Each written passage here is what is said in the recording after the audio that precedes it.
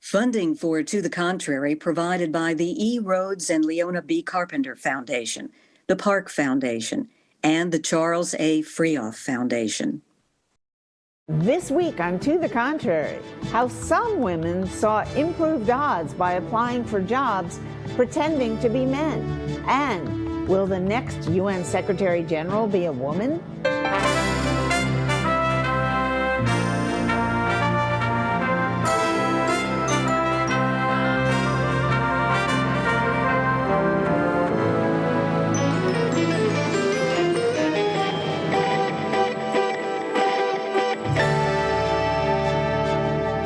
Hello, I'm Bonnie Erbay. Welcome to the Contrary, a discussion of news and social trends from a variety of perspectives. Up first, applying for jobs. A wave of women on LinkedIn has gone viral by experimenting with their profiles and pretending to be men.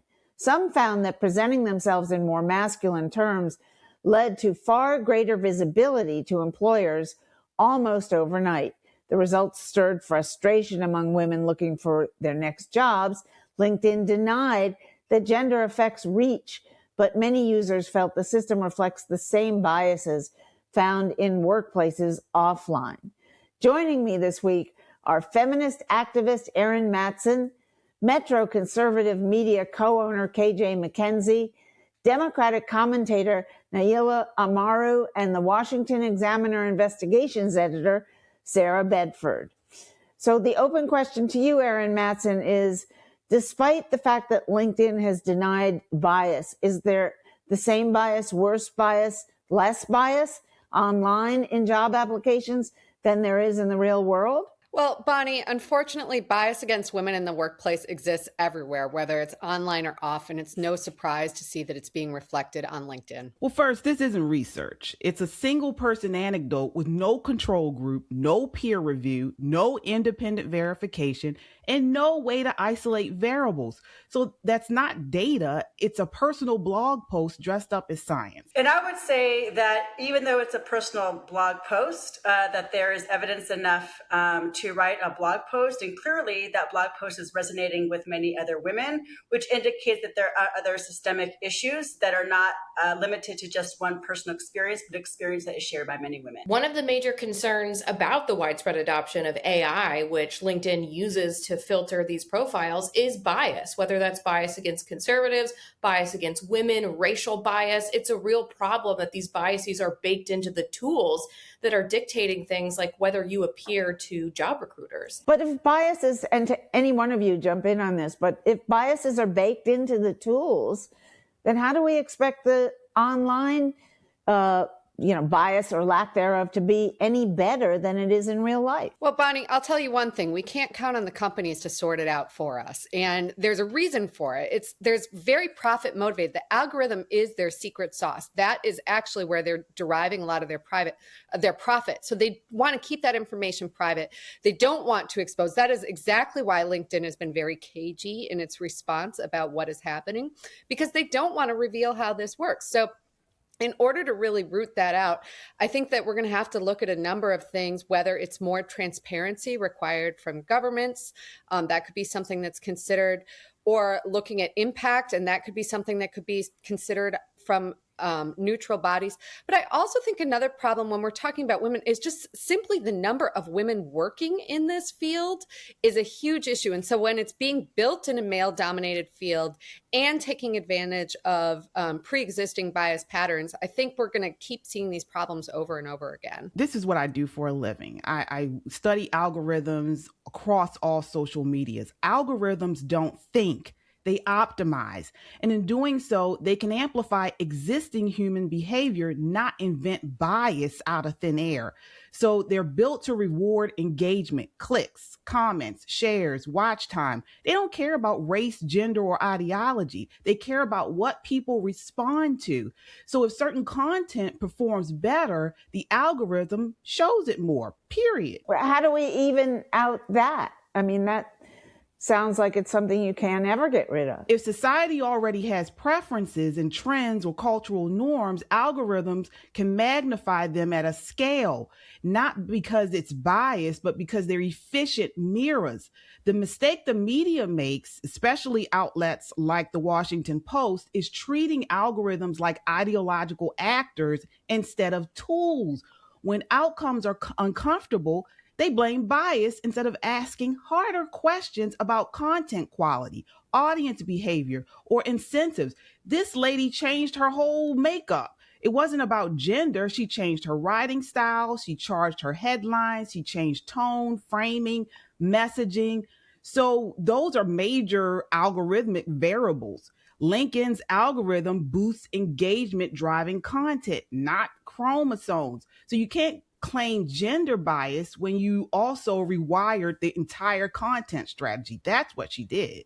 Well, I would push back, because I think that the algorithm rewards that bias that is built into the code, because it's coded by human beings, of which is predominantly men. And so when you have coding that is implicitly coded as masculine, changing, whether that's something as explicit as changing your pronouns on the LinkedIn profile, or changing job responsibilities from coordinated or collaborated to drove and served as an architect, which are clearly rooted in gender-coded language, and the algorithm rewards the gender-coded language with more visibility, with more engagement. I think that speaks to not necessarily the algorithm having bias by itself, but by the process of its creation, building into the code the bias of human beings, which is then becoming tools which are now being amplified to, again, I think just kind of at scale, replicate the really problematic behaviors of what is perceived as leadership or masculine, and how that's rewarded and how it's not, depending on how people present through their language, and not just pronouns, through a more overall comprehensive profile. I think two things can be true. One is that it's just probably never been a better time to be a woman in the workplace than in the year of our Lord 2026. Is it a perfect world? No, but women are not facing the types of systemic discrimination that previous generations had to contend with. That being said, we're talking about a woman who went to an LLM, a large language model, and asked it to write copy that could be perceived as more masculine into her resume. And that LLM is being trained on years and years worth of material that's already out there in the internet. So you talk about a code is written, but then it's training on millions and millions and millions of pieces of data from across the internet that stretch back many years. So it's going to reflect a lot of sort of institutional biases, and that's hard to correct overnight. And that's why it's so important the way these LLMs are being trained. But I think to KJ's point, we're not talking about an experiment in which the women changed their pronouns, and then once they appeared as male in the algorithm, they were surfaced more. We're talking about changing their profiles to have more direct language, more concise summaries of their skills and experience. And that's something that when I was growing up and was taught resume writing, that was just taught as what a good resume looked like. It wasn't necessarily gender coded. So a lot more about bias may be sort of grafted onto this narrative than is really there. So are you saying that just tight writing, as we used to say in journalism school, direct, punchy, lively, is gender biased in some way? That's what the article we're discussing presented it as. The ChatGPT model returned more concise copy in the titular woman's resume than she had in it before. And that was the prompt she gave ChatGPT to produce that was to produce more masculine copy. But I think a really strong argument could be made that concise language in a resume isn't gender coded at all. Exactly. The gender coded, the gender language is this new age. I'm not going to say, but most platforms optimize for the same core signals: engagement, retention, and shareability. So on places like LinkedIn, that means posts that are clear, confident, emotionally resonate, and easy to react get rewarded. So when everyone learns the rules of the game, people adopt that behavior to win. Again, it's not censorship, it's incentive alignment. But there is a trade-off. When creators optimize for the same algorithm, style converges before ideas. So what you're seeing is the same tone, the same formats, the same buzzwords, the same emotional cues. Now, that's not because diversity of thought is banned, but because certain ways of expressing ideas perform better than others. This doesn't eliminate dissent, it penalizes complexity. So again, nuanced, slow, or unpopular ideas struggle because they don't trigger instant engagement. This is what it is. So again, these algorithms are content neutral, but outcome driven is really what Bonnie, it is. I'm shaking my head because I have direct experience through my work. Professionally, I lead an organization named Repro Action. We work on abortion access issues. We have had our content censored multiple times by Meta. Content about abortion. I have been in conversation with people at Facebook. They notoriously hide the ball. They disappear posts on a routine basis. We've worked in coalition with colleagues who are having this issue. And so some of the assumptions of what KJ is sharing are not accurate. The algorithms are ultimately built by people. This is not something that is just a computer calling the shots. Although I also find the computers calling the shots very creepy. That's a separate issue.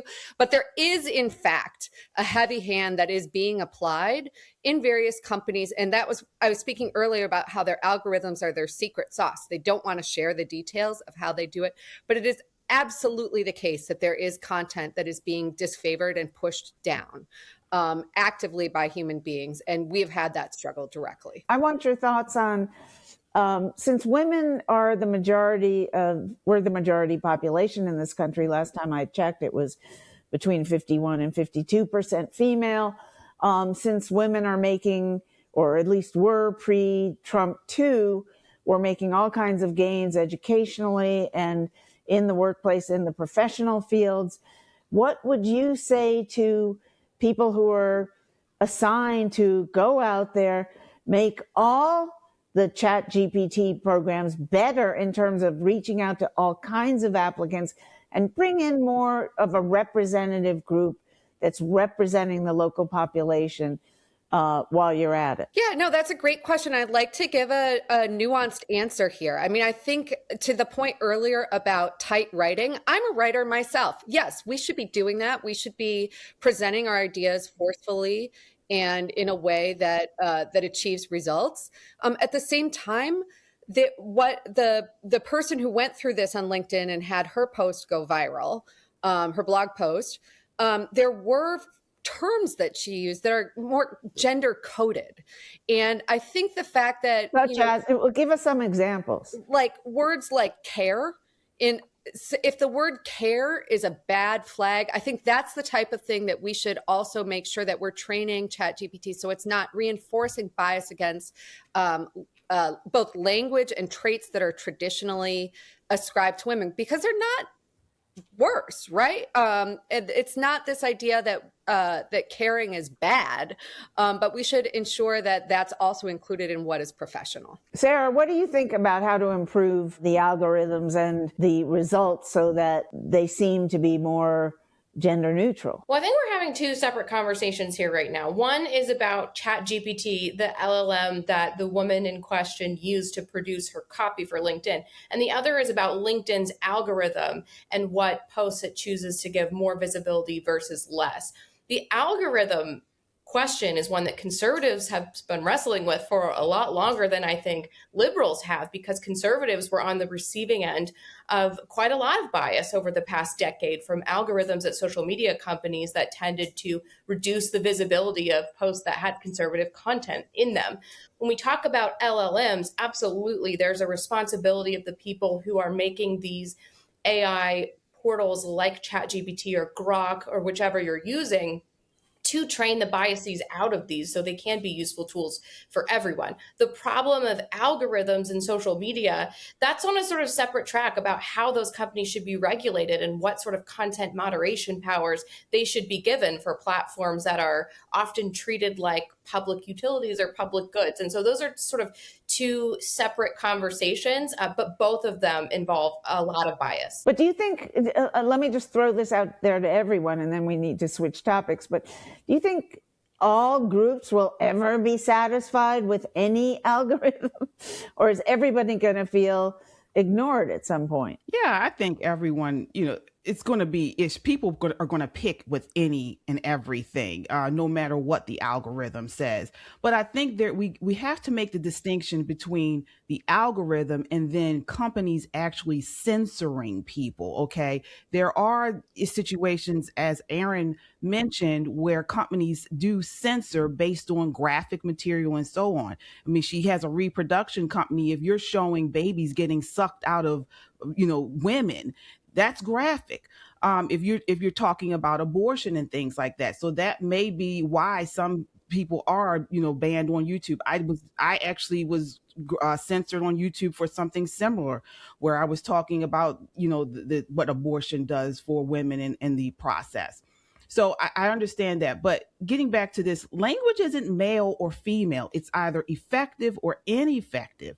So what you guys are calling male coded is just competence. So-called male-coded words usually mean clear, assertive, results-focused, confident.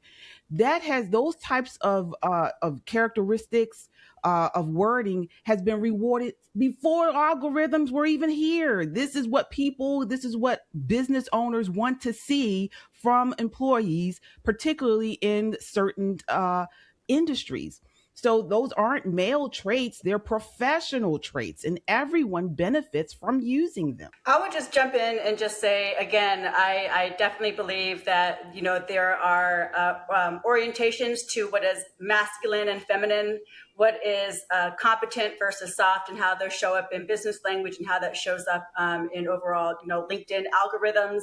But I want to pivot back to the question that Bonnie asked in terms of, will, everyone will, have something to say about no matter what the algorithm puts out. I do think, most concerning to me is the claiming of neutrality, right? That these algorithms are in fact neutral, as opposed to like the outcome. Because I think that when platforms claim neutrality and how the algorithms are developed, it really does ignore the power of design choices and how that impacts algorithms. And again, going back to the human component of how these design choices are created, whether they bake in bias or have the opportunity with some reflection and intentional design to really expand access and redefine merit and who has visibility and who doesn't. That's been a major conservative concern for years, actually. All right, let us know what you think and whether you believe that all these algorithms should be followed up on and changed or just left alone. Follow me on X at @BonnieRBay. From the workplace to the United Nations, the UN has launched the hunt for a new Secretary General to take over next year when his term ends. Many observers expected the UN to choose its first female leader, who might well have focused on climate and international development. But with Donald Trump's return to the White House, many believe the search is shifting toward finding a pragmatic male with experience on security and power issues. The UN Security Council makes its decision next year. So, KJ, what do you see coming out of this decision, male, female, or you don't care? It doesn't matter to me. I think just core attributes are what I'm looking for. We need a leader who will tamp down on nuclear proliferation, champions national sovereignty, and calls out China's aggression. Also, defunds the UN's bloated bureaucracy. Good luck on that one. Even though there have been plenty of cuts in foreign aid in the U.S. budget recently, still it's very popular around the globe. Your thoughts, Naila? If a woman is selected, it's certainly symbolic, but it's also important to acknowledge that symbolism has its limitations. But again, if you have a woman who has the opportunity to change perception and change the priorities has the opportunity to be taken seriously and kind of redefine what global leadership can look like in terms of reshaping those norms, which I think is important. But again, to be clear, symbolism without the institutional backing and support is going to be very, very limited in terms of having any type of significant substantive impact. Sarah, if we're looking at bias, are we always going to come up with bias against women? Well, if you're talking about Donald Trump's bias against women, I think every point of data. No, forget about Donald Trump just for the moment. But generally speaking, because women over the last 4 or 5 decades have been the ones whom most of the discussion has been around bias against women, will they be the ones who will always be targeted or found to be I wouldn't say victims of, but the subjects of bias? Well, in the context of this specific job search for UN Secretary General, the applicant pool tends to be former heads of state or other people who have risen to really high leadership positions in countries. And those people tend to be male. So there's already sort of a selection bias in the process. But you also mentioned that the candidate was expected to focus on climate change and international development, but now may be someone who is more associated with national security and national sovereignty. That's not necessarily a reflection of bias. Those are just the times we live in. All people of all sorts of political parties, even Democrats in the US and beyond, are moving away from climate change as a penultimate goal. And I think that's more reflective of the times we live in than any sort of bias. Everybody agree that moving away from climate change as a topic that needs to be tackled is going to happen globally? Whether it should or whether it is a different question, right? Climate change is an urgent crisis. We are seeing rapid shifts in extreme weather, and we know that this is something that needs to be dealt with. But unfortunately, we are in a global moment right now of extreme instability and warmongering that is happening among a variety of nations. And so that is something that is going to have to be the chief focus of the United Nations going forward.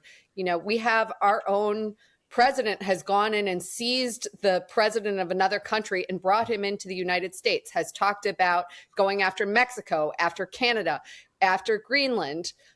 So there's a variety of things that are happening right now. And then you have Russia and Ukraine. We have the issues, as KJ brought up, there's issues with China. And so this is a period of extreme instability. All of the ingredients seem to be there for the possibility of significant, sustained, brutal, bloody, fatal wars. And I think that's actually what the United Nations is going to be consumed with. They're even talking about if the United States invades Greenland, which hasn't been taken off the table, that NATO will automatically be dissolved. And so we're in the middle of major tectonic shifts in the world order. But more than that, I think it seems highly possible that we could be headed towards some major wars. Does everybody agree we're heading towards wars? Or are the wars coming from the Trump administration, which was, of course, behind the move to grab Maduro, which was unprecedented, really? No, we are not. I wholeheartedly disagree with everything Aaron just said, and it's not even backed up with facts. First of all, if you have been watching the news, most Venezuelans are happy about the liberation and removement of this terrorist, this narco terrorist who has never been shown to be the president of Venezuela. Not only that, but as someone who has family in Trinidad and Tobago who bordered Venezuela, they were even shouting in the streets happy that this man was removed by Trump, because Venezuelans, we saw a third of the population have moved, just walked out due to the inhumane treatment of his people.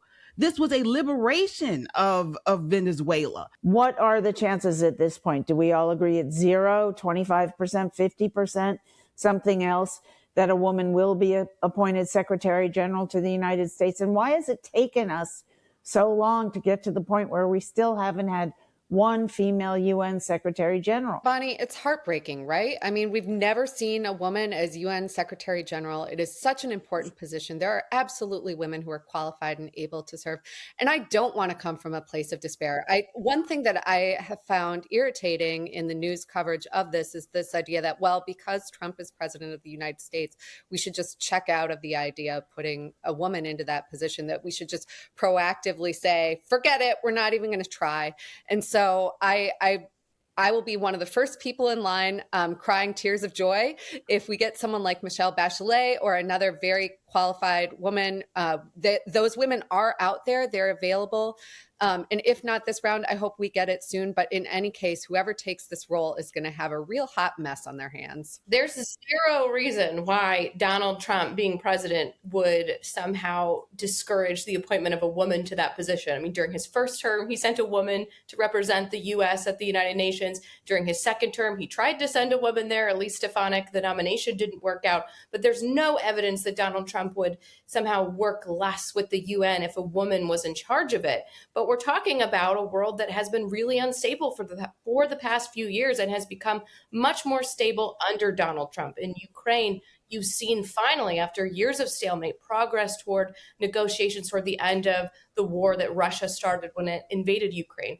You've seen hostilities wind down between Israel and the Palestinians in Gaza. We'll have to wait and see what happens in Venezuela. There's a real discussion to be had. This is not what supporters voted for, not what America First looks like. But if the United States engagement in Venezuela is limited or none at all, and Venezuela is able to come out of the shadow of a dictatorship, that would be another check in Donald Trump's sort of effort to make the world a more stable place. So there are certainly global problems out there, but I would argue that almost none of them are of Donald Trump's making. All right, that's it for this edition of To the Contrary. Keep the conversation going on social media platforms, Instagram, Facebook, X, and TikTok. Reach out to us at To the Contrary. Visit our website. The address is on the screen. And whether you agree or think to the contrary, see you next time.